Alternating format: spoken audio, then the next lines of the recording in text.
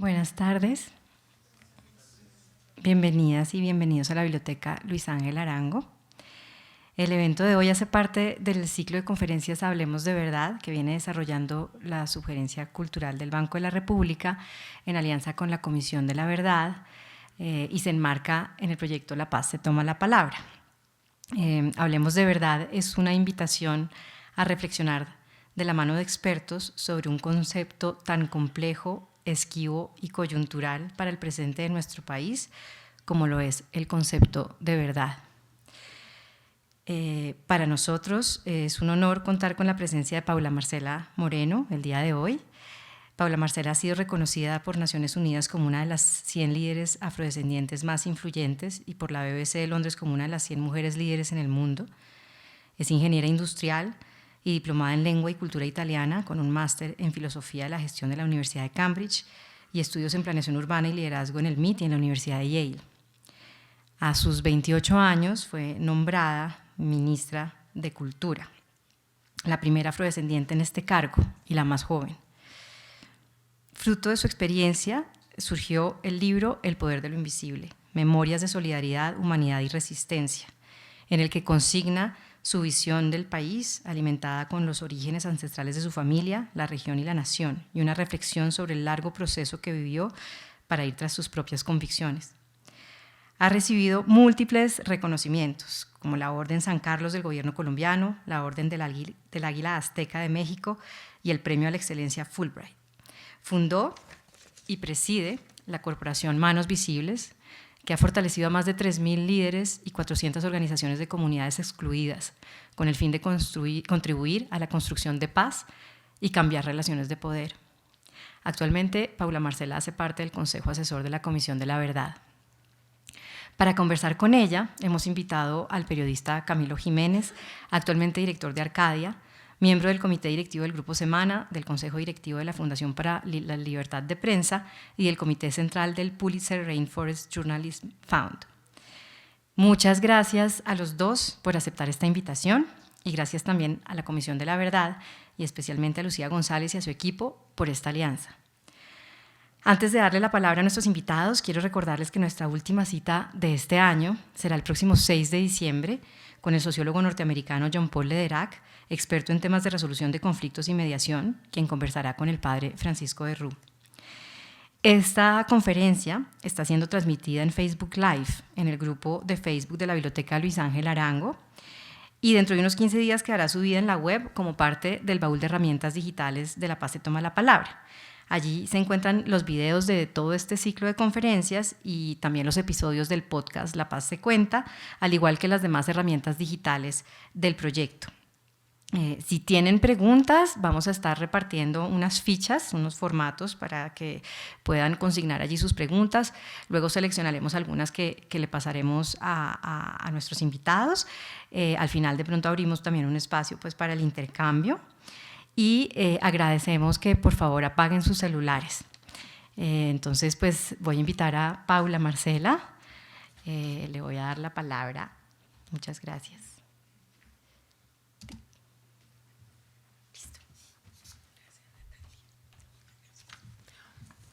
Muy buenas tardes para todos.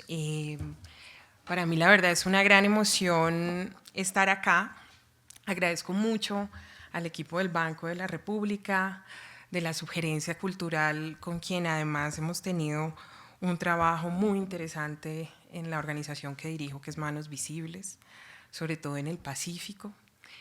Muchas gracias a Ángela por este espacio, a Natalia por su trabajo y a todo el equipo.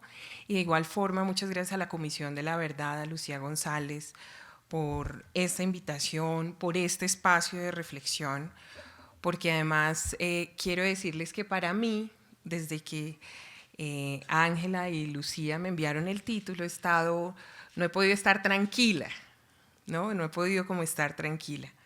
Primero porque hablar de verdad hace que uno piense en tenga todo este tema racional, teórico, pero al mismo tiempo hay todo un tema emocional, ¿no? ¿Cuál es mi verdad? ¿Cierto? ¿Cuál es la verdad colectiva, pero cuál es mi verdad? Y quizás cuando uno trabaja en su propia vida, pues uno sabe que a veces uno no se dice las verdades completas ni se dice toda la verdad, ¿no? Que la verdad tiene…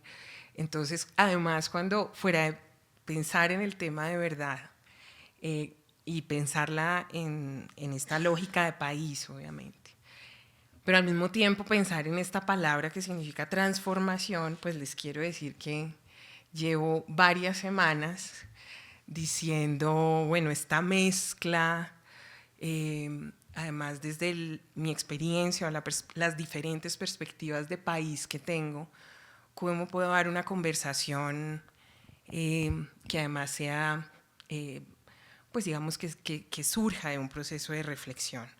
Entonces, quisiera pues simplemente decir, porque yo dije, bueno, ¿cuál es mi verdad, no? Y desde dónde lo leo. Y decía, bueno, la verdad de Paula en este momento de vida es, a los 40 años, es diferente a la verdad que tenía hace unos años.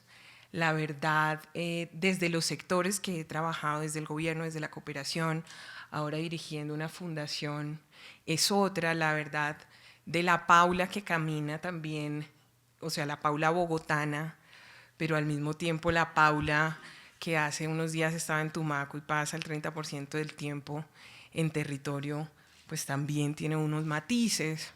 O la verdad también, y pensaba que en muchas ocasiones buscamos como pistas en el contexto internacional, y decía, bueno, ¿cuál es la verdad que he visto en Sudáfrica cuando he trabajado? ¿Cuál es la verdad en Camboya, que son sitios también que han tenido procesos de construcción de paz tan complejos? ¿Cuáles son esas verdades además útiles? Pero además, ¿cuál es esa verdad que sigue en construcción? Porque yo decía, ¿dónde uno puede coger un ejemplo? ¿No? Donde uno dice, es que aquí ya lograron la construcción de paz y aquí además hay una verdad que es compartida. Y yo decía, de los sitios donde he trabajado, todo está en construcción. Así oficialmente se haya pasado, digamos, a otro escenario, todo está en construcción. Entonces, con esas dudas existenciales quiero reconocerlas en esta primera parte, porque creo que además pues ese es el ejercicio que todos nosotros además como ciudadanos en un país como esto que es como este que sentimos de tantas maneras, pues es clave preguntarnos no solamente la gran verdad, sino nuestra verdad, ¿no? Y cómo abordamos esa gran verdad también diciéndonos nuestras verdades. Entonces, primero, y como les digo, esta presentación va a ser mucho de preguntas más que de respuestas, aunque me estoy atreviendo. Las preguntas sobre la paz, porque esto se enmarca y este programa se llama La Paz se toma la palabra. Y además, pues porque la verdad también tiene una lógica obviamente muy fuerte de paz.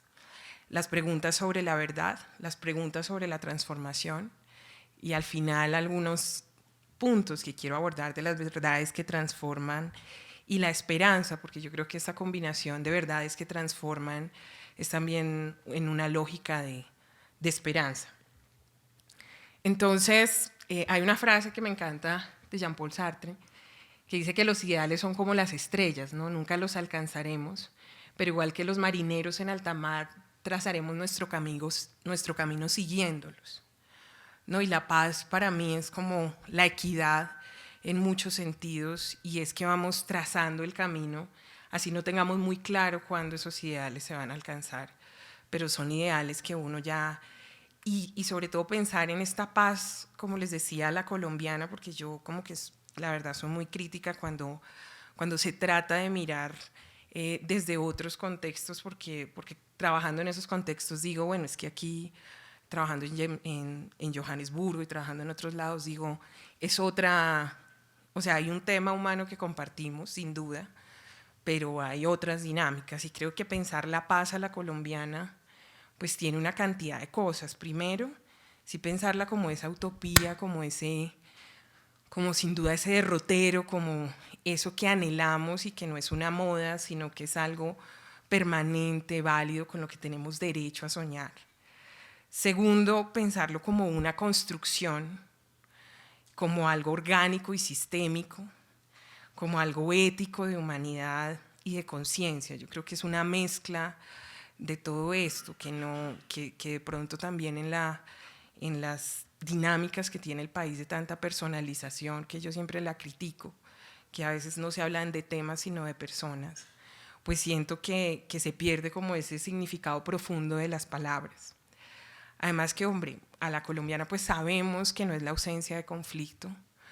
Muchos de los que hemos trabajado todos estos años en el territorio sabemos que pues no era la ausencia de conflicto, que en muchas ocasiones estamos cambiando unos conflictos por otros, pero es al final la búsqueda de desarmar las violencias e ir generando diferentes factores que desaparezcan en esa búsqueda de desarmar las violencias. Y obviamente las escalas, porque yo creo que en toda la reflexión, pues digamos que hacía, decía, bueno, ¿cuál es la dimensión de la paz nacional? ¿Cuál es esa paz internacional? Y yo me muevo en muchos escenarios internacionales y pues Colombia ha sido la gran esperanza y ahora es como, ¿qué pasó con Colombia? Volvió a algo que no era, pero también habría como esa visión también muy romántica de que Colombia pues ya había dado absolutamente todos los pasos. ¿Y cuál es la paz de las regiones? Digamos que yo voy a hablar desde una perspectiva del país en el que he estado en los últimos años, que es más el Pacífico. ¿Cuál es la paz de los municipios? Porque hay unos municipios en este país donde la construcción de paz, digamos que tiene un sentido mucho más estructural, digamos que, y cuál es esa paz también desde el barrio, desde lo comunitario, desde dónde y cuáles son esas escalas. ¿Cuál es esa paz de aprender y desaprender desde todos? Desde la cercanía también, porque además un tema interesante, y como les digo en esa pregunta que me hacía de mis verdades, decía pues obviamente como una bogotana con raíces en Santander de Quilichao, he vivido el conflicto, pero ¿hasta qué punto lo he vivido? ¿Me puedo comparar con una persona en el Catatumbo? ¿Me puedo comparar con quién? ¿Cierto? ¿Con quién me puedo comparar y desde dónde? ¿Qué es lo que tengo también que desaprender? ¿Sí? ¿Qué es lo que tengo que desaprender? Y simplemente quisiera mencionar una anécdota. Hace 3 días que estaba en Tumaco, tenía que ir a un sitio a 2 cuadras y el señor que me estaba transportando no llegó, ¿no? Entonces, uno de los muchachos de un grupo con el que estaba trabajando me dijo, la llevo en la moto, y la verdad es que a mí me encanta montar en moto, ¿no? Entonces yo me subí a la moto y no sé, si con esta psicorrigidez que a veces tengo, le dije, mientras íbamos pues andando, y le dije, oiga, aquí no usan casco ni chaleco. Pues se me salió ahí, ¿no? Le dije, casco ni chaleco. Entonces el muchacho me dijo, aquí usábamos casco y chaleco en una época, pero mataron a mucha gente por error. ¿Sí? Y en Tumaco queremos siempre estar identificando a las personas. Queremos ver la cara, entonces ni casco ni... Entonces yo decía, hasta en esa cotidianidad, ¿sí?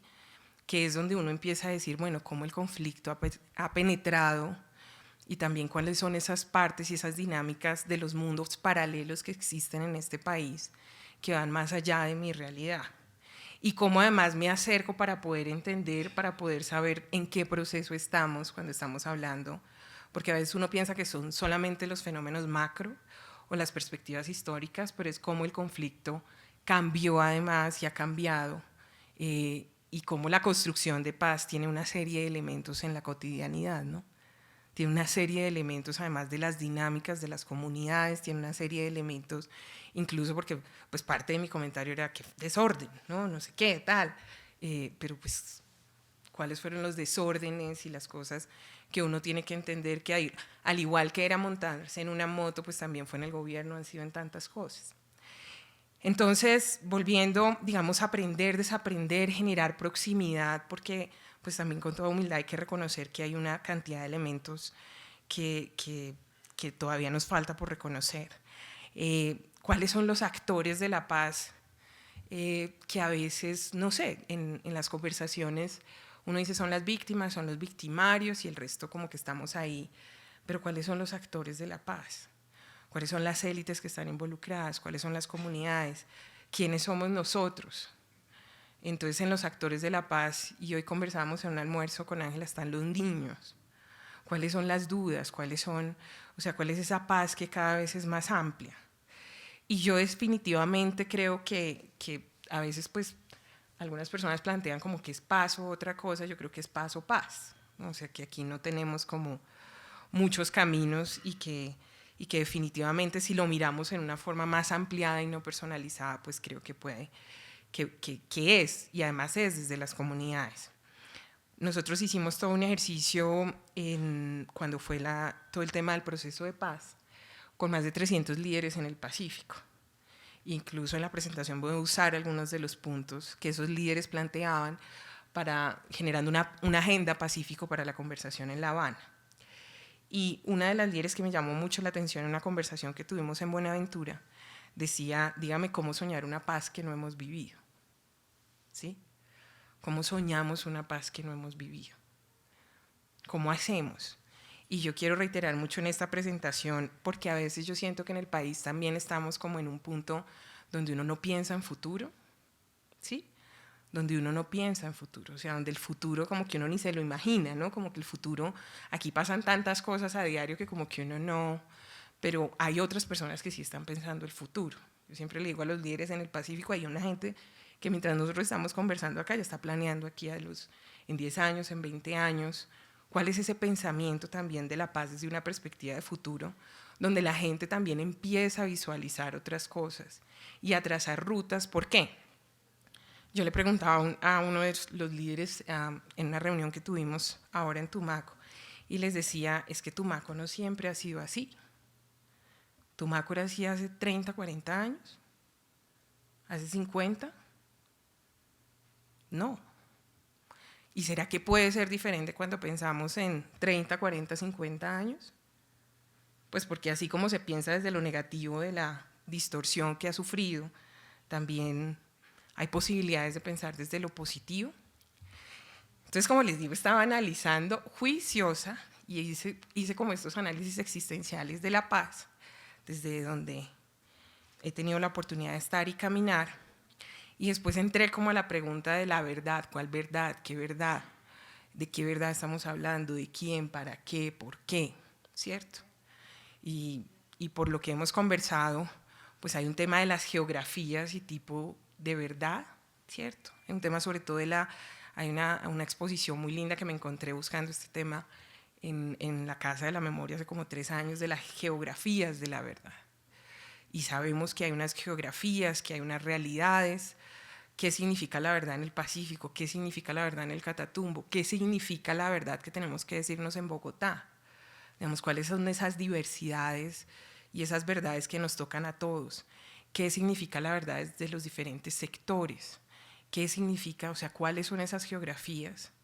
Además, y yo creo que es una reflexión, y aquí hay miembros de la comisión también, ¿cómo hacemos que esa verdad, que es parte del desafío de la transformación, sea una verdad útil, ¿cierto? ¿Qué necesitamos reconocer? Porque hay en este país han pasado tantas cosas, ¿no? ¿Cómo acotar?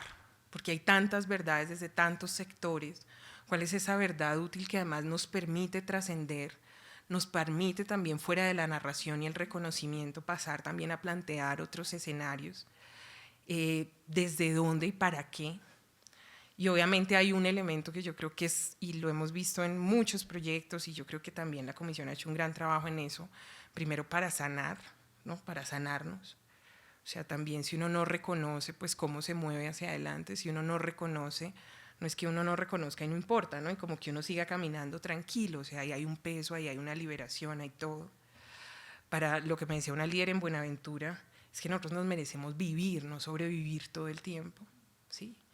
Para nuevos planteamientos éticos, porque yo creo que hay muchas verdades incómodas, que obviamente sí, muchas veces solamente se acotan como al tema jurídico, legal, pero hay muchas verdades incómodas de decir, a mí no me importó, ¿sí? A mí no lo oí porque no me interesó. Fue una noticia en la televisión, pero pues yo siento que no se relaciona conmigo. Entonces también va un tema de cuál es el nuevo ciudadano que necesitamos también en este país, que le duela, que así sea alguien en el Catatumbo o en Putumayo, le duela y desde su espacio empiece a generar también reflexiones. Y cuáles son los lugares de posibilidad también que vemos, para también desinstitucionalizar un poco esa perspectiva de paz y no dejarlo solamente en las organizaciones sociales o digamos las instituciones que están o algunas personas que tienen la sensibilidad, pero cómo hacemos para generar nuevos lugares de posibilidad y además cómo lograr modificar sistemas y modificar una cantidad de cosas. Entonces siempre está este tema de, la verdad también como en ese tema de desmantelar, que no encontré un verbo más interesante, pero o sea, desmascarar y al mismo tiempo construir, que yo creo que es de las cosas más difíciles en este ejercicio de la verdad, porque es también, digamos, es como poner en evidencia una cantidad de cosas que no hemos querido ver, decirlas con toda su crudeza, pero al mismo tiempo construir a partir de ellas, que me parece uno de los retos mayores, y además cómo lograr una verdad que nos eleva, que trasciende, que transforma y que no paralice, ¿cierto? Y que además no nos paralice, sino que incluso, y ahí la frase preciosa que siempre tenía Eduardo Galeano, ¿no? De la memoria no como ancla, sino como catapulta, ¿cierto? Como esa oportunidad también, y que yo siento que las comunidades nos lo han demostrado en tantos espacios. Entonces, ¿cómo se desafía, digamos, ese futuro y eso desde un análisis y desde una perspectiva de la verdad? Y seguía con la siguiente palabra, y es transformación. Entonces decía, ¿cómo logra uno transformar? Porque ahí es donde viene como la movilización de toda esa verdad con un propósito de generar otras formas. Y ahí hay un filósofo francés, aparecen como tres filósofos en mención cuando lo busco en Google, pero esta frase siempre me parece muy interesante, que dice, entre más las cosas cambian, más permanecen iguales. Entonces, ¿cómo logra uno? Parte de la pregunta de la transformación es, ¿cómo en realidad logra uno que cambie? ¿No? ¿Cómo en realidad logra uno que pase algo? ¿Cierto? Como que pase más allá de lo anecdótico, cambiar sistemas, cambiar, digamos, nuevas miradas, cambiar cosas estructurales. Y en esa transformación, yo siento que una de las principales preguntas que uno se debe hacer, que yo me la hago muy frecuentemente y sobre todo en el Pacífico, es ¿a quién le funciona que esto no funcione? ¿Sí? ¿A quién está detrás de todos estos sistemas? ¿Sí? Porque esto no es casualidad, esto parte de un plan, de un propósito. ¿A quién le funciona que esto no funcione? Porque yo siento que si no vamos todos también con una visión muy romántica, ¿no? Como muy, pero hay un tema a propósito. Entonces, ¿a quién le funciona que esto no funcione? Y bueno, en esas reflexiones sobre transformación, dos frases me parecieron muy importantes. Y decía, bueno, uno, el mensaje de Yolanda Cerón, una misionera fantástica en Tumaco que asesinaron, y que decía pues que la tarea apenas comienza, ¿no? Que no nos podemos desanimar porque la tarea apenas comienza.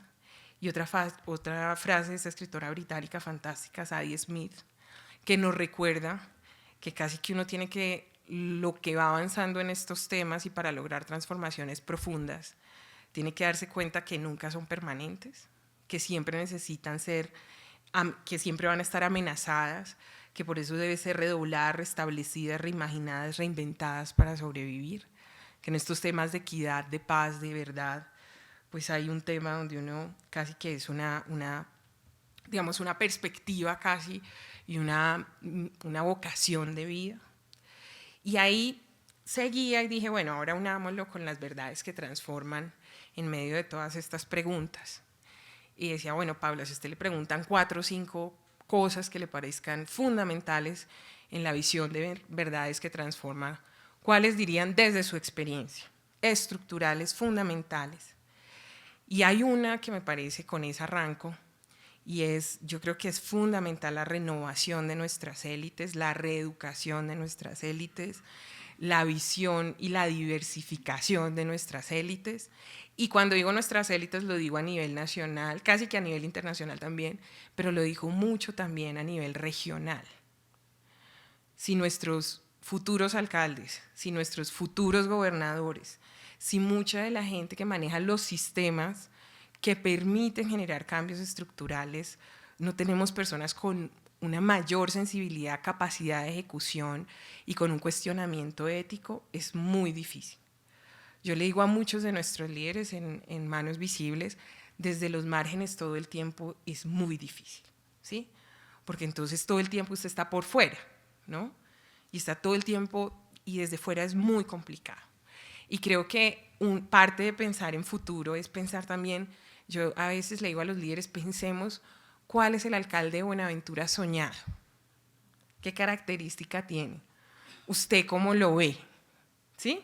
Pensémoslo, cuál es el alcalde, y yo creo que a diferentes niveles este país, parte de pensarse a futuro es decir, cuáles son los líderes que necesitamos, qué características tienen, qué queremos.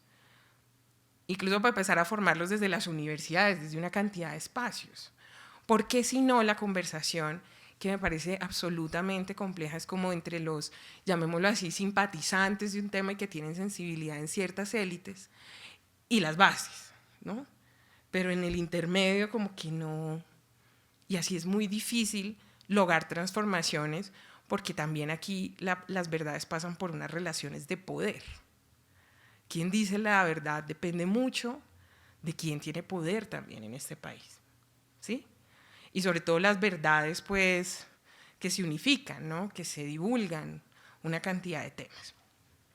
Y ahí también para Josefina Klinger, que se lo recomiendo mucho, esta líder fantástica de Nuquicho, Cuana, brillante. Tiene una entrevista de la revista Credencial hace una semana o hace 2, donde dice: los chocualos no somos solo víctimas, somos cómplices, ¿no?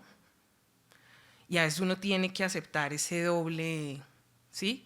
Como uno también perpetúa a través de sus decisiones muchas de las victimizaciones que sufre. Y creo que eso requiere mucho, como les digo, y eso va mucho en pensar cuáles son las élites diversas, incluyentes que el país necesita. Después, que yo voy charlando aquí sabroso, Natalia me va diciendo cuando me pase. ¿Estoy perfecto? Bueno. Entonces, después, el siguiente tema que quería mencionar, porque además cuando hicimos la Agenda Pacífico, fue muy interesante, hicimos un trabajo con 300 líderes del Pacífico y yo pensaba que las prioridades, les dijimos, establezca las 7 prioridades para construcción de paz en el Pacífico.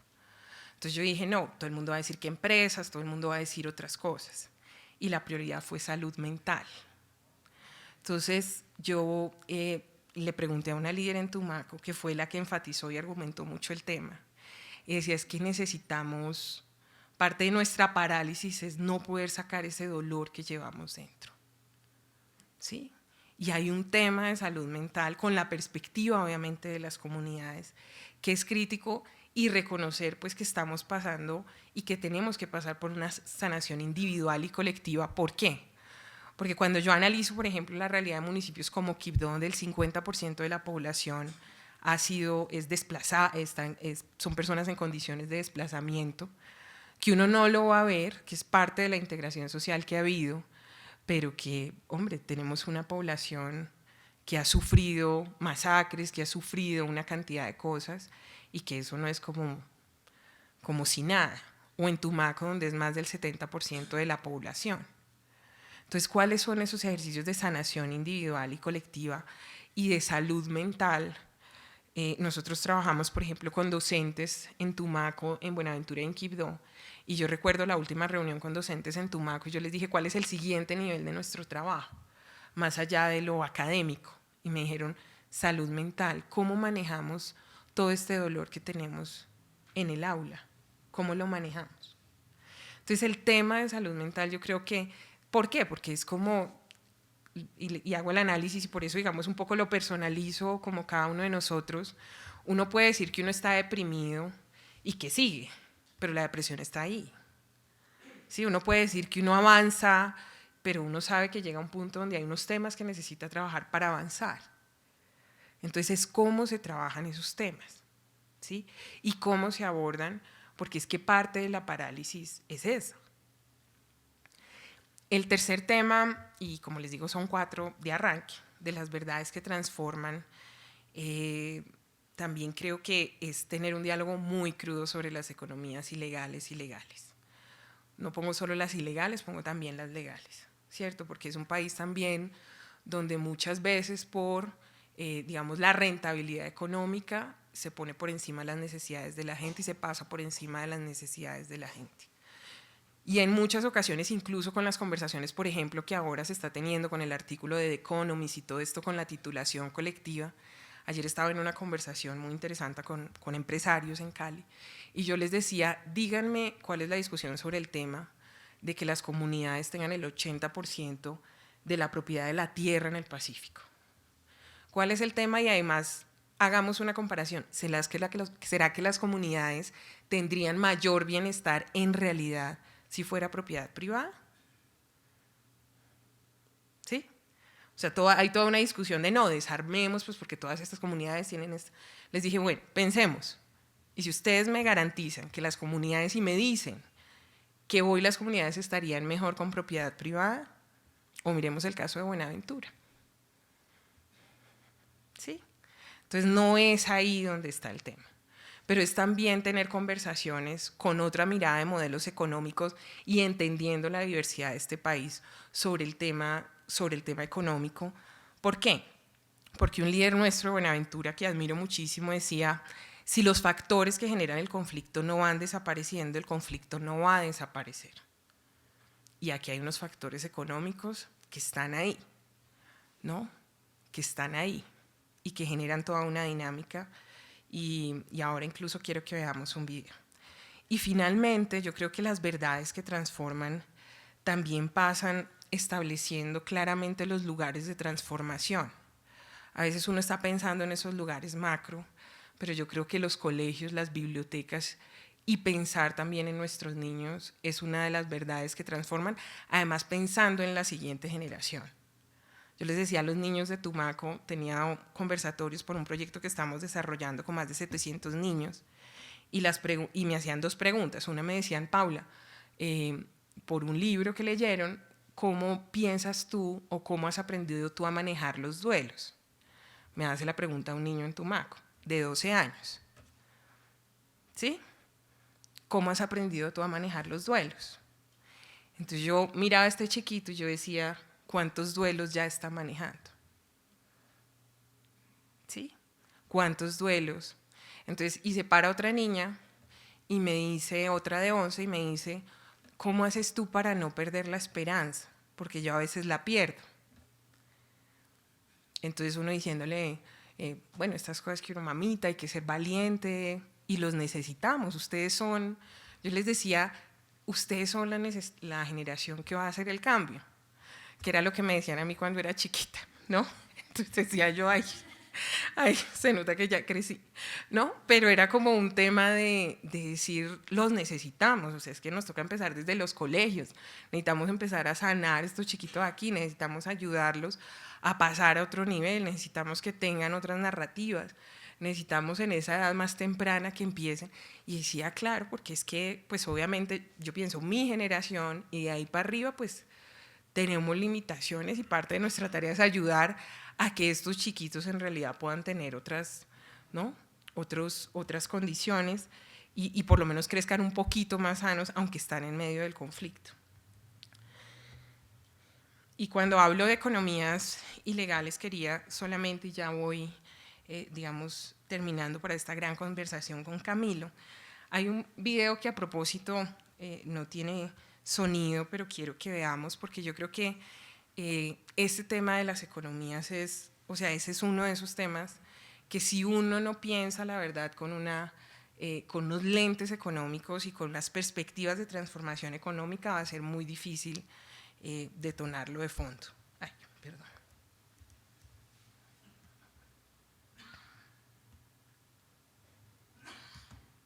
Creo que listo. Ah, listo.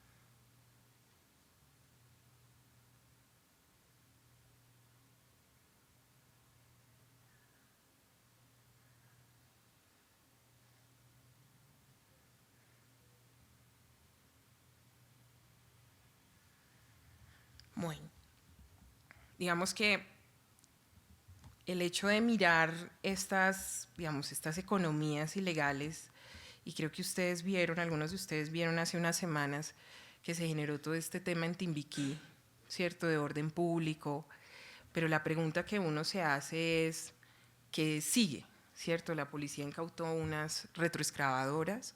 Como les digo, pues estas son las economías que dominan municipios como Timbiquí, como otros, donde hay una cantidad de seres humanos, incluyendo niños, y cientos en este trabajo diario, que se nutren además del conflicto, que se nutren además de una cantidad de cosas. Entonces yo siento que también parte de las verdades es qué vamos a hacer con estas dinámicas económicas en unos lugares donde además pues el conflicto se perpetúa también por esto, pero además qué alternativas vamos a generar con las comunidades. Porque si no, esos factores estructurales van a seguir ahí. Y no es como que uno solamente reconozca, sino cuáles son las alternativas de futuro en esto. Y parte yo siento que de las verdades que transforman es decir, hay una viabilidad económica. ¿Cuál es la viabilidad económica que responde desde una perspectiva ambiental, social, a la naturaleza de estas comunidades? ¿O es esto lo único con lo que siempre van a, que además sabemos pues que no es un detonador ni de paz, ni de... ¿Sí? Entonces, y por no hablar pues de las otras economías ilegales. Entonces creo que sí tener como esas conversaciones además, no solamente digamos desde lo simbólico, que creo que es muy importante, sino también, por ejemplo, desde los sistemas económicos, viendo las realidades en una cantidad de sitios, pues porque además esta imagen es en una cantidad de sitios en este país, pues cómo uno se lo plantea. Y para finalizar, parte de la pregunta, aquí voy a maximizar esto, pero bueno. Perfecto. Entonces parte de la pregunta, bueno, y pues porque además es como, sabemos que no son verdades simples, que son verdades complejas, que pues parte de la complejidad de la verdad es que la verdad de quién, digamos, cómo se encadena esto, cómo esto tiene una serie de causalidades, cómo no solamente son las personas que uno podría definir como víctimas o victimarios, sino una cantidad de sistemas también que operan de ciertas maneras y que perpetúan los conflictos, toda una cantidad de cosas. Digamos, en estos temas económicos pues hay que tener conversaciones mucho más profundas, cómo generamos una viabilidad, etcétera, cómo afectamos la cotidianidad. O sea, uno quisiera, y yo creo que es una de las tareas más complejas que tiene la comisión. Yo en muchas ocasiones en otros espacios digo, hombre, parte del valor es hacer lo complejo un poco más manejable, ¿no? Todos lidiamos con una complejidad, pero cómo se convierte en algo más manejable. Pero sobre todo cuando uno habla de las verdades, de las múltiples verdades de este país, pero cómo llegamos también a definir una agenda que nos permita generar transformaciones, creo que es parte de las preguntas. Y creo que ahí la esperanza reside en generar acción, efecto, cambio, más que emoción para canalizar la frustración. Yo creo que hay un libro que me encanta que se llama Una enfermedad a la vez, de Krishna, de uno de estos duros en desarrollo hindú. Y él dice una enfermedad a la vez, ¿no? Y cómo los microcambios generan transformaciones. Pero lo importante es que mantengamos esos microcambios, que además cada uno defina desde qué espacio va a ayudar a generar transformaciones y saber pues que eso va sumando y tener la esperanza que esa suma va a ser la que va a ayudar a generar no solo digamos desde la emoción, sino también desde la acción.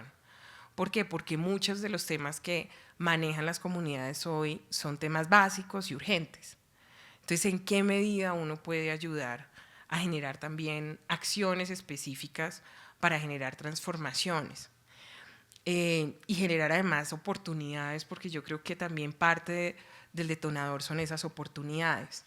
Y poder mirar también a muchas de estas poblaciones que han sido victimizadas y todo desde la posibilidad y desde el futuro, no solo desde el pasado, ¿cierto? Hay que sanar y hay que reconocer lo que pasó, pero cuáles son las oportunidades también para mirar esa posibilidad donde ya también es el ser humano el que uno está validando, el que está viendo. El otro día salí en una foto y me llama alguien en el Pacífico y me dice: Paula, ese líder con el que saliste es reinsertado, ¿tú te fijaste en la foto? ¿Tú sabías? Y el otro día salí con otro y entonces me dijeron: tú sabes que acaba de salir de la cárcel, que no sé qué. Y yo les dije: es que a mí me interesa la persona de aquí para adelante. Yo no le pregunto que él tiene un proyecto, está desarrollando una iniciativa que le sirve a su comunidad. A mí me interesa a él. Yo no le ando preguntando: a usted le pasó esto, ¿qué fue? No, no, no. Usted está haciendo esta iniciativa, ¿cómo la fortalecemos de aquí en adelante? ¿Sí? Porque obviamente en un país tan complejo, pero además yo no soy quien para juzgar a nadie. ¿Sí? Entonces yo creo que es muy importante también esa mirada, digamos, de aquí en adelante. Creo que es clave, y yo insisto mucho, estoy en muchos espacios de alto nivel y la gente, y yo, mi desesperación es que siento que es un país muy distraído teniendo conversaciones a veces que uno dice: ¿es en realidad esa la conversación de fondo? O sea, ¿por qué no estamos discutiendo el tema de la minería y las alternativas? No, es realidad que Julanito dijo A, que Menganito, que a veces parece uno en reuniones y es como un chisme, ¿no? Y uno dice: no tenemos tiempo para distraernos, para dar soluciones a los temas de fondo. Y además yo creo que es clave entender que el presente no es eterno, ¿no? Porque aquí parece que el presente fuera eterno, o sea, a uno le parece que el presente es… Y el lío es que hay otra gente pensando el futuro, y muchos de los que estamos haciendo las cosas como que no pensamos con perspectiva. Y bueno, esta foto es de unos niños en Tumaco y así estamos, ¿no? Y yo creo que así estamos, desafiando la esperanza, cada uno desde los espacios que está. Y yo siento que también una parte de las fortalezas que tenemos de muchas de estas comunidades de la resistencia es que sí, muchas de estas comunidades no han perdido la esperanza, porque además uno se los encuentra y es como, entonces uno, ¿por qué la va a perder? ¿No? Si la gente que está al frente, al lado, viviendo las experiencias, en medio del dolor, de la incertidumbre, de tantos temas, no ha perdido la esperanza, nosotros, ¿por qué la vamos a perder? ¿Cierto? Entonces, estas son mis reflexiones de arranque. Natalia me había sugerido otro tema, pero yo creo que en las preguntas lo abordamos, sobre el empoderamiento de líderes, pero ahora lo abordamos en las preguntas. Y bueno, muchas gracias. Bueno, Paula, arranquemos. Yo quiero leer aquí una cita muy, muy breve que Paulo Montoya, cuando escribió para nosotros en Arcadia, bueno, yo soy, a propósito, Camilo Jiménez, director de Arcadia, ya me habían presentado, cuando él escribió para nosotros en Arcadia, para una revista especial que hicimos para la Comisión de la Verdad hace un año exactamente, cuando él escribió, él citó a Erasmo de Róterdam, diciendo las siguientes palabras, y ya, denme un segundito, encuentro aquí el lugar donde las había anotado. La paz más injusta es siempre preferible a la más justa de las guerras. Y leo esto al principio porque quisiera cambiar aquí la palabra verdad, paz por verdad, y hablar de quizás una verdad injusta, o cambiamos también esa palabra de una paz imperfecta, de una verdad imperfecta, que creo que eso también es una idea con la que al menos tenemos que sentirnos cómodos en medio de todas las complejidades que implica la idea de la verdad y la idea de la verdad en Colombia, en un país tan complejo. Entonces, para arrancar, quisiera preguntarte cómo te sientes tú con la idea de una verdad imperfecta. Yo creo que esos procesos de la verdad, porque además es muy difícil hablar de una verdad absoluta, total, completa, pues van a ser procesos de mediano y largo plazo. Yo creo que todavía es imperfecta porque vamos a seguir descubriendo o más conociendo, pues porque no es descubrir muchas cosas. Yo creo que sí deben ser verdades completas. Si son perfectas, perfecto para quién o para qué, pues también viene la pregunta. Pero sí creo que tenemos que ir en un proceso paulatino de ir pensando en una paz más completa, ¿sí? Porque no es solamente pensar cómo se logró o no se logró, esto va a ser, y también en una verdad mucho más completa, porque si no también corremos el riesgo de definir ciertos grupos y el resto hacernos como que, bueno, nos enteramos, pero ¿cuál es mi verdad?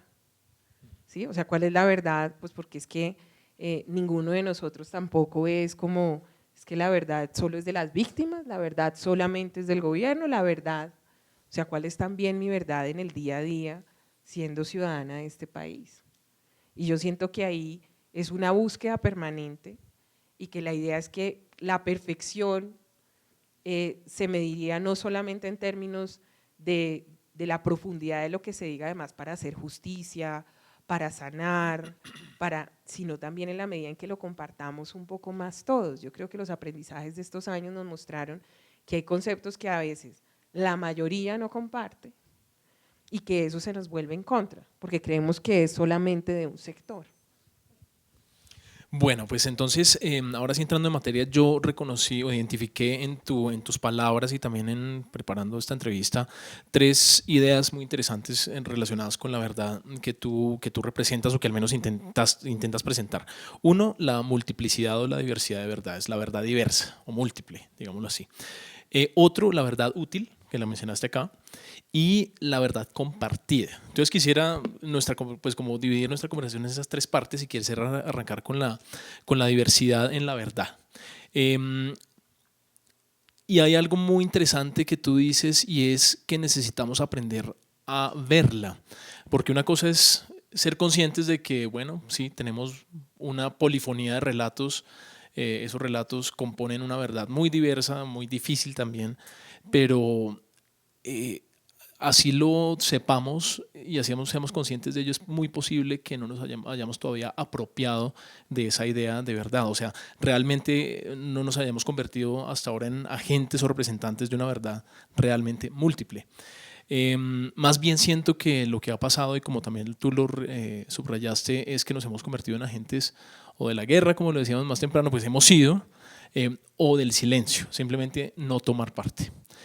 Te quería preguntar cómo apropiarse de esa visión. O sea, ¿cómo sientes tú que quizás a través también de experiencias que has visto o tenido tú misma, cómo puedes llegar uno a apropiarse de una visión de la verdad, siendo esa verdad múltiple? O sea, ¿cómo dejar de verla desde mi subjetividad? Así yo sea consciente de que hay otras subjetividades. ¿Cómo podemos ponernos en el centro y pegarlas?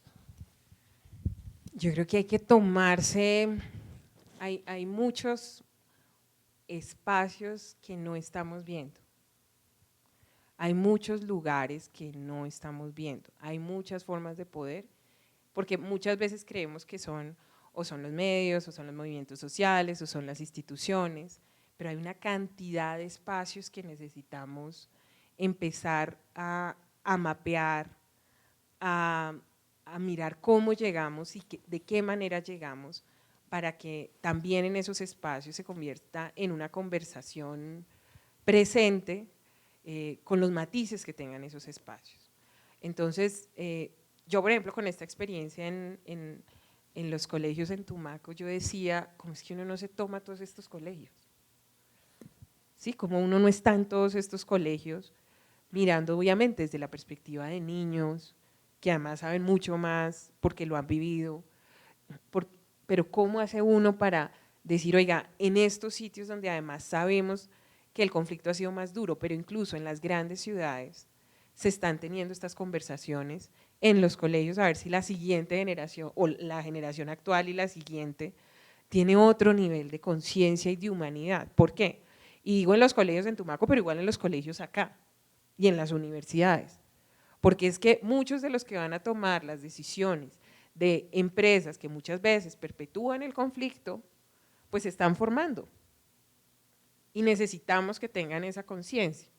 Yo creo que eso parte también de mirar, sí, obviamente hay que hacerlo en ciertos espacios, hay que mirarlo en perspectiva, digamos, de incidencia actual, pero creo que tenemos que irnos mucho más a poder medirnos y decir, mire, en los colegios, en las universidades, en las bibliotecas, se está teniendo esta conversación y se está diseñando y se está mirando pero además, y desde los diferentes sectores, porque además yo siento, y Camilo lo decía, a veces, y digamos, listo, entonces las comunidades afro o las comunidades indígenas, pero cómo tocamos los diferentes sectores de lo afro, porque lo afro, una parte son los movimientos sociales, no sé qué, pero la cantidad de movimientos urbanos, ¿qué está pensando y qué nos dice, por ejemplo, de temas de verdad en lo urbano, donde se sufre la discriminación, donde pasan una cantidad de cosas? Entonces a veces como que siento que tenemos que ampliar la mirada, tenemos que mirar cómo llegar de otras maneras, tenemos que mirar el balance entre Bogotá y las regiones, tenemos que mirar llegar a otros espacios como las empresas, tenemos que mirar porque si no, siento que esa verdad diversa, pero además que los diferentes sectores se sientan escuchados. Yo creo que la comisión ha generado muchos espacios, pero incluso es como uno también toma parte de esa tarea que tiene la comisión para decir, bueno, desde donde yo estoy, cómo genero unos procesos pertinentes para que esa verdad se apropie, porque si hay algo de los últimos años, yo estuve en la comisión asesora en el gobierno pasado en el tema de paz, y nos tiene que preocupar que muchos sectores de esta sociedad no estén en esta reflexión, ¿sí? O sea, no, en realidad nos tiene que preocupar. Y los niños a veces llevan, a mí me pasó en Tumaco con el libro y decía, me encontré en el aeropuerto con la mamá de uno de los niños que estaba leyendo el libro y me dijo, yo opino, porque a veces son esos poderes que uno no, que es que a veces el niño es el que educa, como nos pasa a todos los que conocemos niños, que el niño te educa, ¿no? El niño es como el que te plantea una cantidad de cosas. Entonces creo, y planteo un ejemplo, pero creo que hay que entrar, uno, por diferentes vocerías, diferentes lugares, apropiarse de la agenda, saber y decir que está en construcción, fuera de muchas de las otras labores que se están haciendo, y que hay que también tener unos ejercicios muy profundos donde uno diga estoy cubriendo el país. Yo creo que los colegios son claves, yo creo que las cárceles son claves y de hecho la comisión ha venido haciendo un trabajo en las cárceles, pero cómo se llega a todas. Yo creo que el sector cultural es clave, yo creo que hay una cantidad de entradas, ¿no? Porque son como por dónde entras a los temas. Y a veces las entradas son como muy convencionales, pero lo que te va a llevar transformaciones a mediano y largo plazo, quizás porque muchos de nosotros ya estamos en ese umbral donde ya estamos medio rayados, como dicen los muchachos, pues también uno tiene que mirar otros, ¿no? En las comunidades rurales, en una cantidad de espacios, o sea, ¿cómo hacemos para llegar a ese país que además necesitamos para esta conversación? ¿Sí? Necesitamos para esta conversación y que no entra como dentro de, también en muchas ocasiones de los esquemas. Hablemos del sector privado y del sector económico y corporativo, empresarial, diría yo. Durante el proceso de paz y justamente esa comisión también, pues, o sea, en la misma mesa de negociadores había representantes, pues un representante importante del sector privado, pero siento que con el paso del tiempo y ahora en tiempos de implementación que son tormentosos, además como muchas implementaciones en el mundo, el sector privado ha vuelto a algo que ha sido su tradición y ha sido al bajo perfil. En tiempos entonces de bajo perfil, ¿cómo entrar allá, por ejemplo? Claro, tuviste la entrevista de Luis Alberto Moreno, el Sí, presidente del BID exactamente. este fin de semana, Subrayaba eso. que decía el silencio del sector, por eso. E incluso no solo quién está formando, o sea, uno tiene que pensar, por eso digo en términos de futuro, ¿dónde se están formando las élites económicas ahorita? No solo las que ya existen, las que van a estar en 10 años o las que van a tomar decisiones, porque sí es el sector privado actual, pero es también las universidades que están formando esas élites económicas y empresariales. Entonces ahí ya no solamente es un espacio, sino son muchos. Pero yo sí creo que, por ejemplo, en esas verdades que transforman, hay una discusión económica muy fuerte que hay que tener, que está en el corazón de la paz, del conflicto, de la verdad, y donde se tienen que establecer acciones también para establecer una ética también mucho más fuerte. ¿Sí? Desde diferentes sectores se necesitan decir las verdades, pero también cuál es la verdad y hasta dónde estamos dispuestos en el modelo de desarrollo económico de este país. Y estamos dispuestos, lo que te digo, con el tema de la discusión actual de propiedad privada o propiedad colectiva, estamos dispuestos a respetar las visiones propias o no. o vamos a seguir boicoteándolas y perpetuando los conflictos. Pero son esas conversaciones también las que hay que tener, porque si no hablamos de un tema súper romántico, o sea, digamos, o no romántico, pero digamos mucho más humano, mucho más social, pero como de un grupo y totalmente aislada de, por ejemplo, el sistema económico y financiero y tantos que necesitamos que estén ahí. Pasemos a la verdad útil, Paula. Digamos que la idea, o sea, eso puede ser entendido mal, pero pues lo que al final sí quieres decir se alinea, por ejemplo, con lo que también la Comisión de la Verdad quiere. La Comisión de la Verdad ha desafiado la idea de un informe. O sea, por ejemplo, ¿no? Que la comisión sirva para al final hacer una entrega, que sea un informe y que ese informe quede en la gran lista de informes que hay de la verdad, pero que en realidad no necesariamente aporte o tenga una funcionalidad para la sociedad. Pues de hecho ahí está el tema del reconocimiento de las víctimas. Uno podría decir la verdad para reconocer a las víctimas, la verdad para la no repetición y la verdad para la convivencia, que podrían ser como los 3 principios fundamentales de la comisión. Entonces, en ese sentido está alineada la idea con eso, pero finalmente uno sí puede llegar a preguntarse 2 cosas, y esas serían mis 2 preguntas. 1, ¿útil para quién? Y 2, ¿qué hacer con aquellos a quienes nada de esto les importa? Porque creo que están los sectores pues, que conforman la nación y nuestra sociedad, el sector privado, la cultura, los sectores sociales, pero creo que también en medio de nuestra visión están aquellos, hay 2 partidos, digámoslo así, uno el que, voy a hablar muy generalmente, uno el que apoya la paz, otro el que no apoya la paz, pero está bien uno tercero, y es el que quizás la ignora o al que no le interesa. ¿Qué hacer con ellos en relación con la verdad y mostrarles que realmente es útil también para ellos? Te voy a contestar con análisis existenciales, que ha sido mi ejercicio en esta conversación, y es cuando uno se para con los líderes en el territorio, no aquí en Bogotá, en el territorio, y están pasando amenazas, están pasando esto, se recrudece, uno le dice a los líderes, bueno, ¿qué es lo útil que podemos hacer a pesar de todo esto? ¿Sí? Y yo siento que este es un país a pesar de, y que uno aprende a ser líder aquí a pesar de, porque o si no, pues se paralizaría y no. Pero cada vez, y aquí viene el segundo punto, y es, yo estoy pensando después, por ejemplo, de ya casi 15 años trabajando juiciosa, o medianamente juiciosa, y digo, ¿qué puedo hacer yo útil? ¿Qué Paula Marcela, fuera de hacer eso que me parece, eso que creo pues que he hecho de la mejor manera, pero sí creo que uno tiene cada vez que ser más intencional porque se le acaba el tiempo? Y donde uno ve además que tiene algún nivel de eco, porque a veces yo siento que este país lo positivo se apoya muy poco, o no lo siento, lo he trabajado en Manos Visibles, o sea, ¿quién está apoyando efectivamente a la gente que está construyendo paz en el territorio y desarmando las violencias? Entonces uno va, es uno, es otro, el que está de buena se consigue un cooperante, pero la mayoría de esos procesos no. Entonces sí siento que parte de la utilidad, que puede sonar y sale mi lado ingenieril ahí, ¿cierto?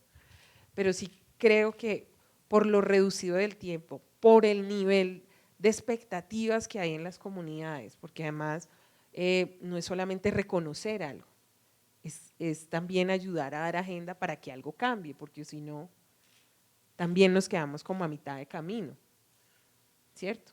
Entonces sí creo que es fundamental repensarse, como te digo, yo cada vez lo pienso y a mí me proponen 200 cosas al año, 200, pero yo digo, yo estoy enfocada en nutrir los liderazgos que ayuden a formar a este país y me enfoco ahí.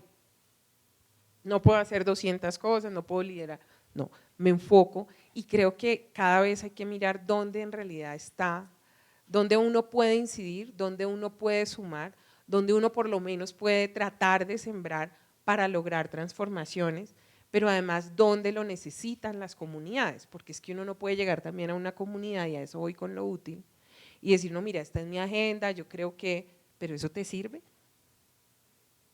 ¿Te sirve, no te sirve? ¿Hasta dónde te sirve? ¿Y cómo es mi rol cuando además yo soy externo y te estoy acompañando en un proceso? para ayudar a que pases de aquí a aquí, para que no queden, para que no sea lo mismo. Y yo ahí es donde voy con el tema de la utilidad, porque creo que es muy importante, todos nosotros que estamos haciendo ese ejercicio, pues ser cada vez más intencionales y también comprometernos, así suene como una utopía, pero decir, oiga, en los próximos 20, 30 años yo voy a ayudar en este tema a pasar de aquí a acá. ¿Por qué? Porque las violencias además son múltiples y hay una cantidad de tareas que parecen pequeñas pero que están pendientes y que necesita quien las asuma y acompañe a las comunidades para hacerlas, para además no seguir alimentando las violencias cotidianas, ¿cierto? Entonces yo siento que hay que mirar muy bien, digamos, esa verdad útil, por decirte algo, en el tema económico, esas verdades útiles que también necesitamos en el tema político, que se están diciendo pero que no están cambiando, por ejemplo el mapa, ¿sí? Porque las estamos diciendo. ¿Cómo mide uno la utilidad? En la medida en que está incidiendo. Si uno está diciendo las cosas y en realidad pues también tiene que replantearse. O incluso decir, mire, yo lo estoy diciendo ahorita, parezco un loquito, pero yo sé que en 10, 20 años esto va a cambiar. Pero sí siento que tiene que haber una reflexión muy fuerte en términos de utilidad y de intencionalidad, porque somos muy poquitos también, ¿no? O sea, no es que todo el mundo esté metido haciendo la tarea, no, somos muy poquitos. Entonces hay que ver uno cómo detona desde lo poco que uno hace, ¿no? Que al final es mucho, pero en realidad es poco para la necesidad que hay.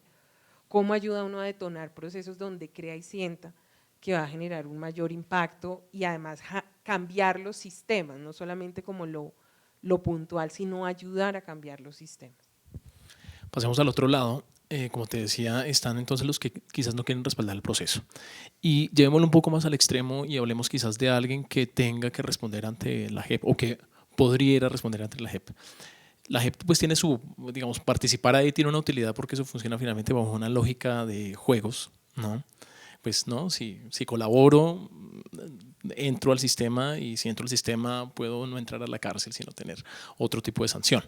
Pero más allá de esa utilidad muy específica que tiene participar en la JEP, digamos a alguien que ha cometido un crimen de lesa humanidad y que pues está ante la, digamos, ante la opción verdad o no verdad desde un punto de vista más filosófico y pues digamos de lo que representas tú también, Paula.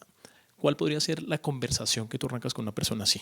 Y no que sea la conversación de participa en la JEP, que eso le va a convenir a usted, digamos, en lo práctico, en su vida. Uy, qué pregunta tan difícil. O sea, ¿qué harías si tuvieras aquí una conversación no conmigo, sino con una persona así? Es una pregunta supremamente difícil que además, digamos, yo también creo que uno pues tampoco puede ir con ingenuidades a las conversaciones, ¿no? Y habría que analizar mucho el perfil, habría que analizar mucho, porque pues tampoco podemos ir con ingenuidades. Igual sabemos que hay una negociación y hay que confiar en un sistema que además creamos y diseñamos para ese ejercicio de justicia. Pues hay que confiar, ¿no? Pero pues sabemos que porque además no podemos ir tampoco con ingenuidades, ¿sí? No podemos, eso es parte, yo ni siquiera te estoy contestando porque eso es parte de la complejidad de este país, que los que están haciendo y están al frente de la tarea, yo la verdad los considero mucho porque es muy complejo, porque uno no puede ir con ingenuidades, porque es que aquí no son buenos y malos y esto, y donde usted entre, digamos, este que ha sido victimario y mira su historia, pues también hay una cantidad de cosas, pero además porque hay un sistema de poder, porque hay una cantidad de intereses económicos, porque hay una cantidad de elementos que hacen que la discusión no sea tan simple, que no sea como sentarse con cualquier persona, sino que ahí habría que analizar muy bien esa persona qué representa, habría que analizar muy bien muchas cosas. Súper, aquí ya me llegan preguntas y son varias preguntas. Entonces pasemos ya digamos a la última parte que quería hablar contigo ya aquí en esta mesa y después abrimos la conversación y tiene que ver con la verdad compartida. Porque entonces si tenemos que una dimensión del trabajo en campo, digamos así, en pos de la verdad, que es socializar su utilidad para representantes de víctimas, para distintos sectores de la sociedad e incluso para quienes no se quieren sentir involucrados en esto. Está entonces también la multiplicidad o la diversidad de la verdad. Cada uno tiene derecho, pues cada uno sabe que la verdad es un derecho y tiene, pues digamos, por ende, espacios, ojalá, para expresarla. y pues esperamos que esa verdad surja o una verdad surja de esa polifonía de voces. Y sin embargo, me sigue faltando, y pues digamos, y ahí podría darse la verdad compartida, pero a mí me sigue faltando el pegamento, ¿sí? O sea, lo que podría hacer que esa polifonía nuevamente realmente represente una sola cosa. Horacio Benavides, el poeta, escribió también hablando de la Comisión de la Verdad lo siguiente hace unos meses en Arcadia, y quiero leerlo porque me parece que refleja esto. Dice: en poesía no se trata de esclarecer los hechos. La verdad no es la relación más cercana entre lo sucedido y el relato, es otra cosa. Desalojadas las ideas preconcebidas, creado el vacío, es posible que en el fondo aparezca el poema, acabado de bañar, con un rostro que no esperábamos. Una de las condiciones para que ese poema, y por tanto la verdad, verdad, es que sea la síntesis de una experiencia humana, un espejo en que todos nos podamos mirar, y que esa verdad, por horrorosa que sea, esté armonizada, que sonidos y ruidos entren en el orden de las estrellas. Entonces, pues ahí está pues digamos, la posibilidad de que nos identificamos a través de la experiencia humana, y creo que ahorita que tú hablabas apenas, tú aterrizabas tus ideas contando un testimonio o hablando de una experiencia tuya, creo que todos inmediatamente teníamos ahí una reacción, y vamos a recordar quizás más eso que otras cosas de lo que tú mencionaste en tu charla. Entonces, ¿cuál podría ser de nuevo el pegamento de la multiplicidad de verdades? Uy, estas preguntas, pero duras, por favor. Yo creo que es la humanidad, la conciencia y el compromiso. Yo creo que es eso. O sea, yo creo que es uno desde la perspectiva de la humanidad, y por eso, digamos, insisto tanto en los temas éticos, porque yo creo que uno se plantea muchos temas desde la ética, si no, pues no se involucra. Y si uno mira, si bien la población que directamente ha sufrido el conflicto es significativa y a todos de alguna forma nos ha tocado, pues hay una parte de la población que también ha crecido y que es indiferente, que le parece otro país y que es otra realidad, y siento que tenemos que ver cómo tocamos en ese tipo de espacios para llegar a esas verdades compartidas. O sea, yo sí creo que el sistema educativo es crítico. Yo creo que el sistema educativo, yo creo que ampliar el rol de los artistas también, que nos ayudan en esos diálogos como el poeta, además esa es la belleza del arte y la cultura, obviamente, que confronta, pero te genera otros mecanismos de entrada también. Y creo que ahí es donde empieza uno a generar sentidos compartidos, que muchas veces no es simplemente desde sentarse y decir es que yo estoy de acuerdo contigo, Camilo, y no sé qué, sino también de mirar en mi alrededor cómo me está penetrando esa reflexión, esa conversación, cómo es que no puedo evadirla, cómo es que logramos que la gente no se escape, ¿sí? ¿Cómo es que logramos que usted no pueda apagar el televisor porque está ahí? Yo estaba leyendo un libro con un título que me encantó y decía, tu silencio no te protege, ¿sí? Entonces, ¿cómo haces tú que no sea un tema? Pues porque hay una cantidad de, y Mandela decía una frase que yo siempre le repito a los líderes hermanos visibles, decía, hay muchos cambios que se dan por persuasión, pero la mayoría se da por poder. ¿Sí? Entonces, ¿cuál es ese poder que uno necesita generar para que la gente no se escape también? Porque es su país, ¿no? Es su país. Y creo que en esa experiencia es donde se convierte también en una verdad compartida, porque no es solamente, digamos, por decir, no, sí, yo reconozco esto y esto, sino que toca tu emoción, tu sensibilidad, y cada uno desde el espacio que empieza a establecer también un compromiso ético. Yo creo que eso es clave. Y por otro lado, pues también compartida, teniendo cada día más gente diversa en la conversación, ¿sí? O sea, teniendo cada vez más voces, porque digamos, en algunos de los ejercicios que he realizado, yo siento que además muchas comunidades hay demasiada desconfianza, demasiada prevención, pero además hay una cantidad de las élites de este país que no conocen ese otro país, que no han ido, que no han caminado, que no lo conocen, qué opinan. Entonces, si uno no genera también esa proximidad, esa integración, esa conversación para descubrir esa humanidad, o por lo menos para habilitar el espacio, o sea, aquí tampoco estamos para decir que es que si la gente se encuentra ya pues se genera, pero por lo menos para acercarse. Es que yo siento que este país es muy distante, es muy poco diverso todavía en muchos espacios de decisión. Es muy, invitamos a estas personas, o sea, si es este tema, entonces te invito porque necesito a uno como tú ahí, ¿sí? Pero no es una cosa natural donde uno interactúe todos los días, donde uno diga, hombre, es que necesito este insumo para el ejercicio que yo estoy haciendo. Es un país todavía muy excluyente, muy poco diverso, entonces no es natural. Yo creo que la verdad compartida también es cuando las diferentes personas, cuando tú tienes gente, por ejemplo, de los procesos, tomando decisiones, digamos, algunos de los líderes, tomando y manejando las instituciones que manejan los temas aquí. ¿Sí? Yo creo que esa integración que hace que el tema sea más natural, también parte también por la influencia y por los espacios de poder, que muchas de las personas que han sufrido mucho más el conflicto puedan integrarse de manera efectiva y que mucha esa diversidad del país pueda ser más protagonista desde Bogotá y desde otros espacios de sus ejercicios, no solamente desde las regiones o no solamente, digamos, desde lo étnico o no solamente desde las… O sea, como un tema de, bueno, te llamo cuando te necesito para tener esta conversación, pero ya en el resto de los temas, porque no es natural, entonces ahí no se comparte.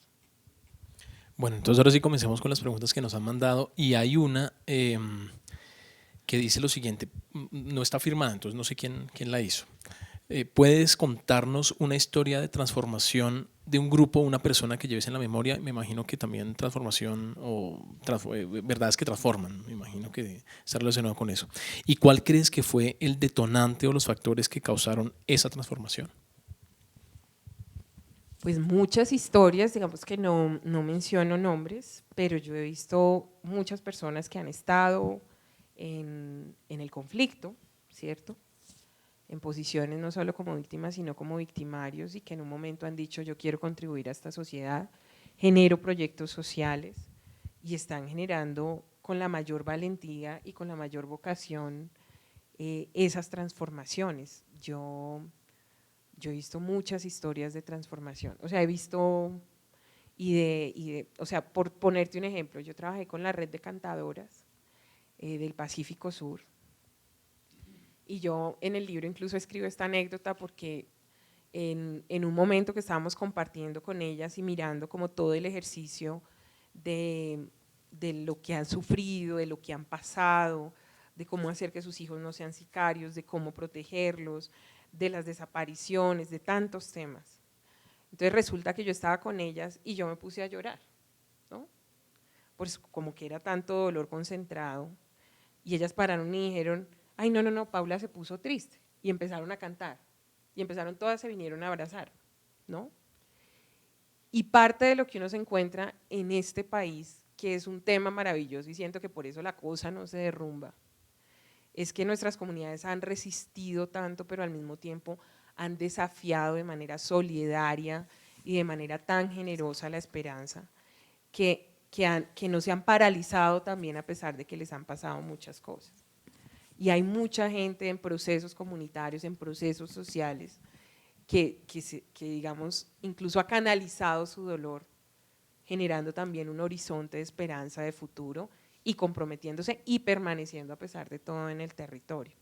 Digamos que yo he visto muchísimos casos, digamos que no me gusta como mencionar especificidades de historias de vida, porque como te decía, parte de lo que hacemos en Manos Visibles es que a nuestra red, sea de la base que vengan, pues también no le preguntamos cuál es su pasado, sino cómo va a construir a una agenda de futuro. Bueno, una persona desde el Facebook Live pregunta lo siguiente, antes de reducir, y eso en relación con lo que decías de las élites, antes de educar a las élites, ¿no sería primero necesario romper las dinámicas de perpetuación de esas élites? Las dos.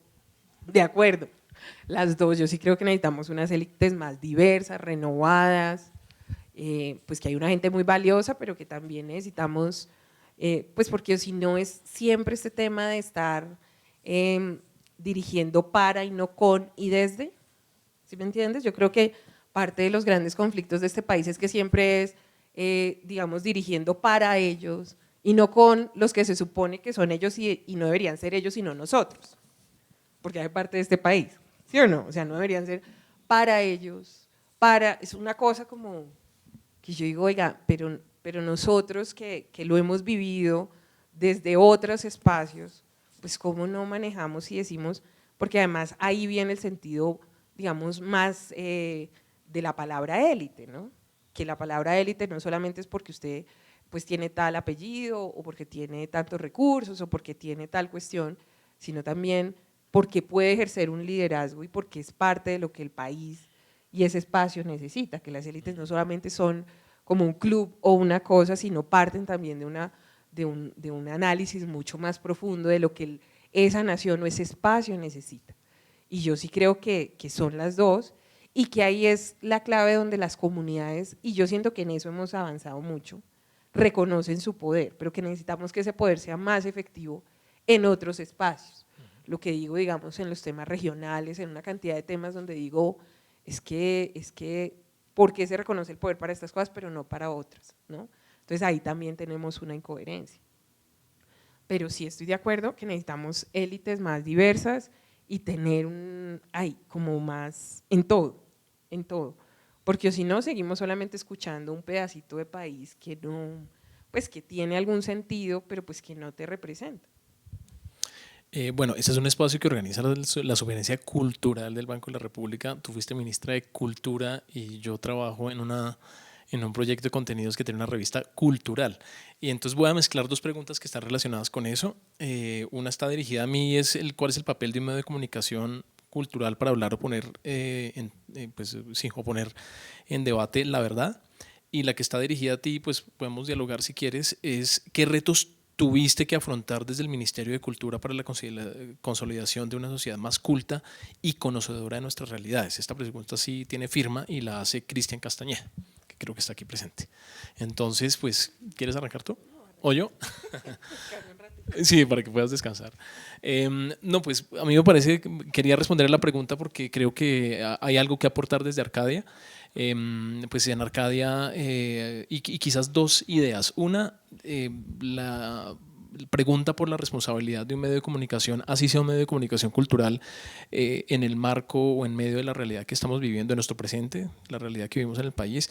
Y la segunda tiene que ver ya con la utilidad también o la función que vemos en la cultura para poder pues, generar diálogos y generar contenido relacionado con estos temas de paz o verdad.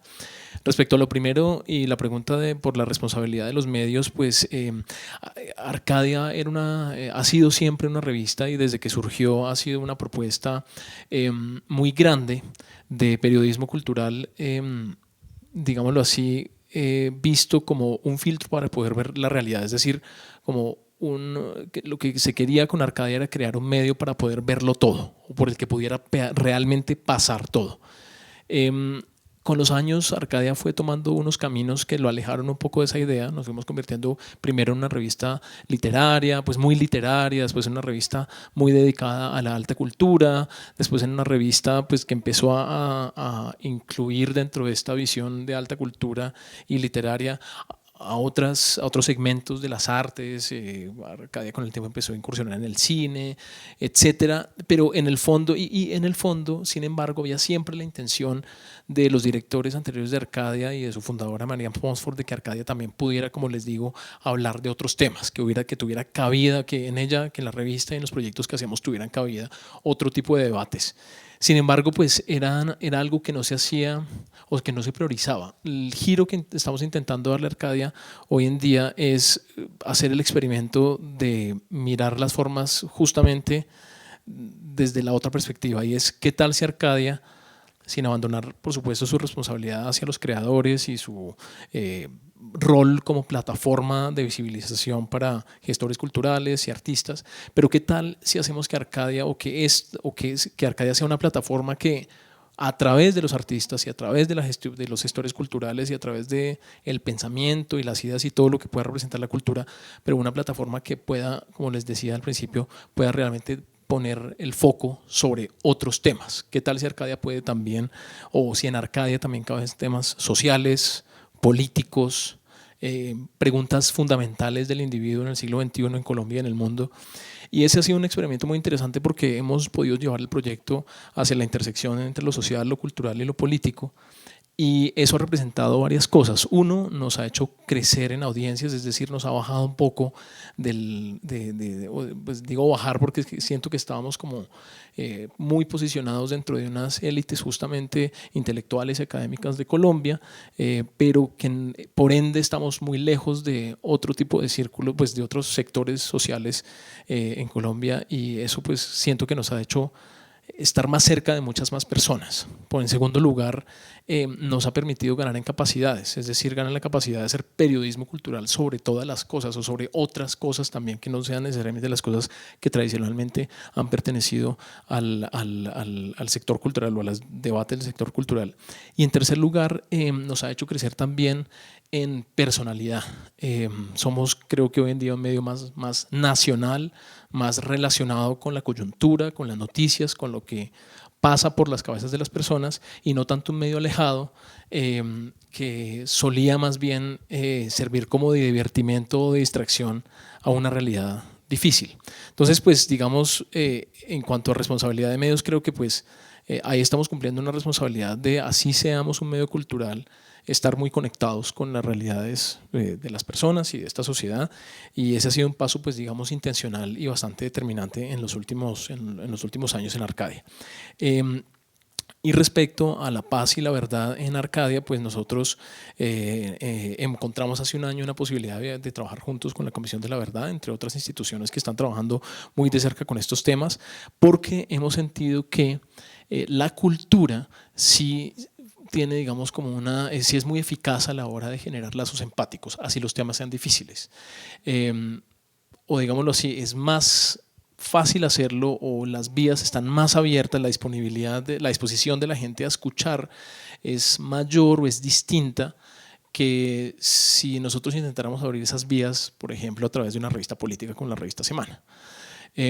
Y ahí hemos encontrado una oportunidad muy grande de hacer proyectos, no solamente como revistas, sino también eventos, campañas digitales, etcétera. Y pues para nosotros ha sido muy bueno, de nuevo, pues porque estamos hablando de otros temas y hablándole a más gente, pero creo que también ha sido útil desde el punto de vista del tipo de cooperación que puede tener un medio cultural con instituciones relacionadas, no con temas necesariamente de la cultura, pero sí interesadas en que la cultura también tenga una participación en el proceso grande que tenemos de paz en este país como sociedad. Entonces, pues eso en cuanto a Arcadia. Ahora, yo voy a responder súper rápido. Yo creo que el mayor desafío, que lo veo en mi época, que lo veo ya casi 10 años después, 9 años después, es el poder de incidencia del sector cultural, ¿no? O sea, como el poder de incidencia. Yo recuerdo mucho una anécdota, pues varias anécdotas.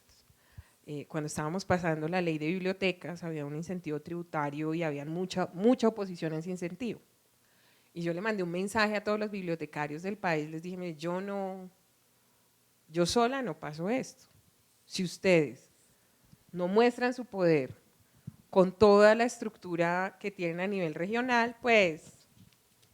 Y tenía 200 bibliotecarios aquí en el Congreso, con cada congresista diciéndole…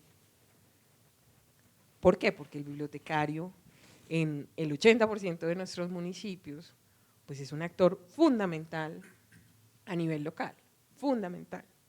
Entonces, cuando yo siento que, y te pongo ese ejemplo, y pasamos la ley, pasó el incentivo, pasó el tema, pero siento que hay un llamado de conciencia del poder de incidencia que tiene el sector para mover puntos específicos en la agenda y para generar, digamos, transformaciones efectivas. Yo creo que a veces, y además como hay como esa desarticulación del sector acá, el sector en la región, el sector, sí, es como una cosa que parecen divididas y no lo mismo, y esa división genera que el sector pierda poder.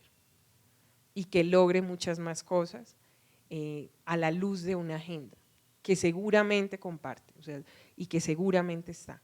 Y eso hace que no hayan los recursos necesarios, que no haya también la vocería necesaria, que todavía pues sea un tema en muchas ocasiones como de los márgenes y no del centro, ¿sí?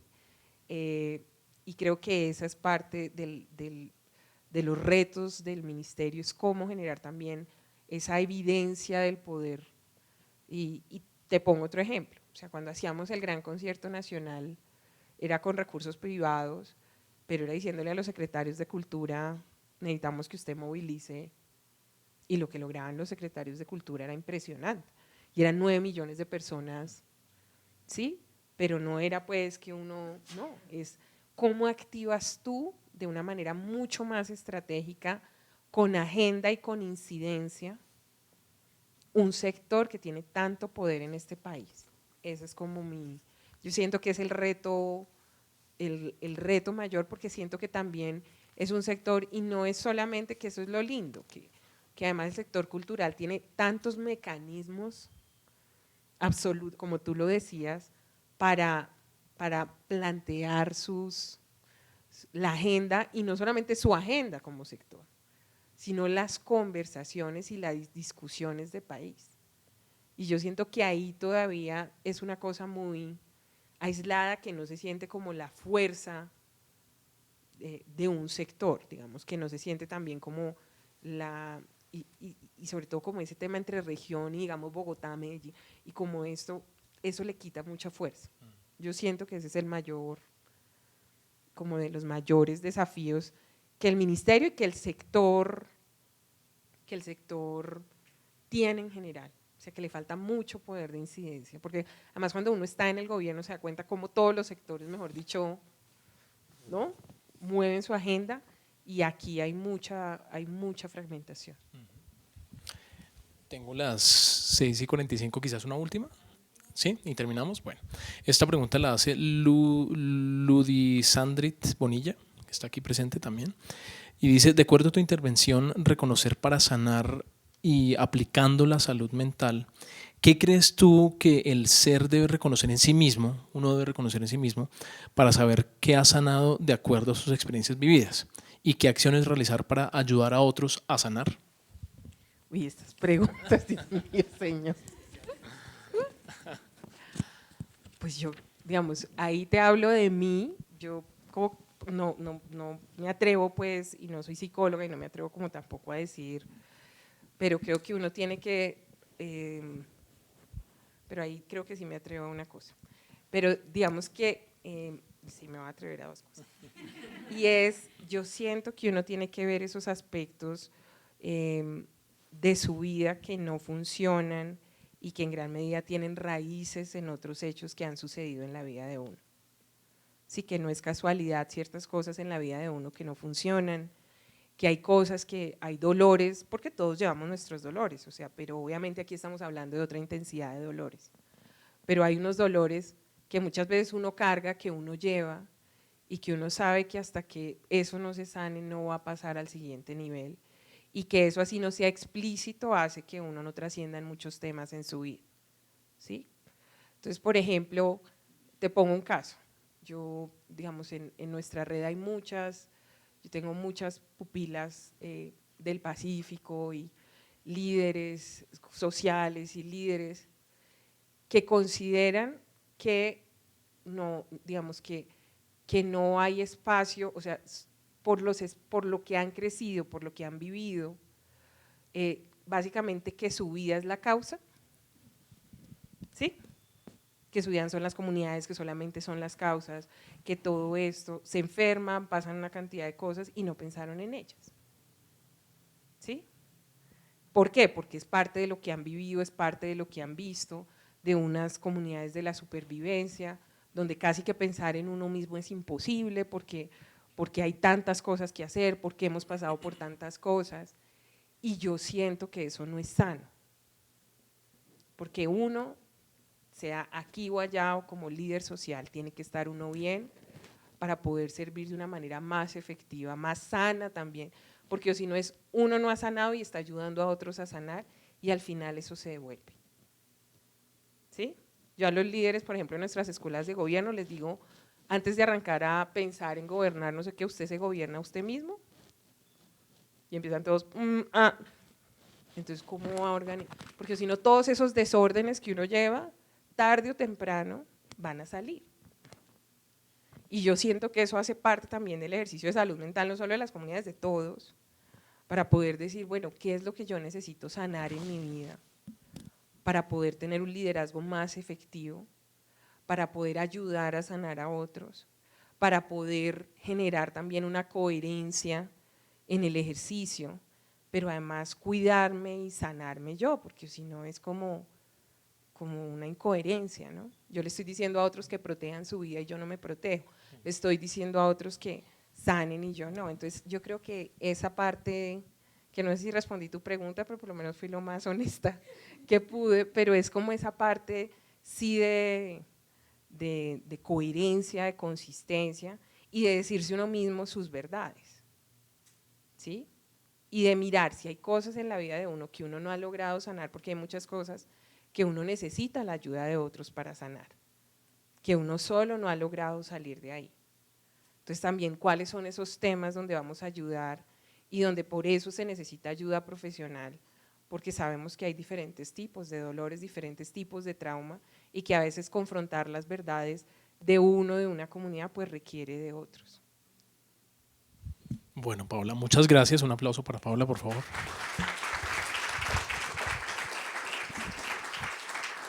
Y buenas noches.